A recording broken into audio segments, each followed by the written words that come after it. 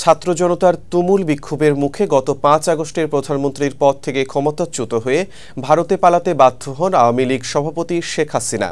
সেই থেকে এখন পর্যন্ত তিনি ভারতেই অবস্থান করছেন। সম্প্রতি দলটির যুগ্ম সাধারণ সম্পাদক মাহবুবুল আলম হানিফ এক প্রেস বিজ্ঞপ্তিতে জানিয়েছেন, আওয়ামী লীগ আগামী নির্বাচনে অংশ নেবে।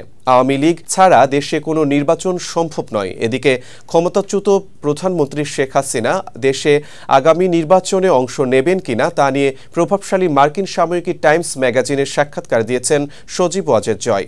সেখানে তিনি বলেছেন, শেখ হাসিনার নির্বাচনের অংশগ্রহণ নিয়ে এখন পর্যন্ত কোনো সিদ্ধান্ত নেওয়া হয়নি। বাংলাদেশের বর্তমান পরিস্থিতি দেখে তার মা বেশ বিচলিত এবং হতাশ বলেও জানিয়েছেন জয়। তিনি বলেন, গত ১৫ বছরে তার সব কঠোর পরিশ্রম অনেকটাই নষ্ট হয়ে যাচ্ছে। কোটা সংস্কার আন্দোলনের প্রসঙ্গে সজীব ওয়াজেদ জয় বলেন, কোটা আন্দোলনে আমরা সবাই অবাক হয়েছি। আমি নিজেও চেয়েছিলাম কোটা সংস্কার হোক। আমি হোয়াটসঅ্যাপ গ্রুপে বলেছিলাম ৩০% কোটা অনেক বেশি, তা কমিয়ে ৫% করা উচিত। কিন্তু কেউ কেউ চিৎকার করে বলল, আমরা মুক্তিযোদ্ধার নাতি নাতনি। তখন আমি মজা করে বলেছিলাম, এ কারণেই আমি ৫% ছেড়ে দিয়েছি।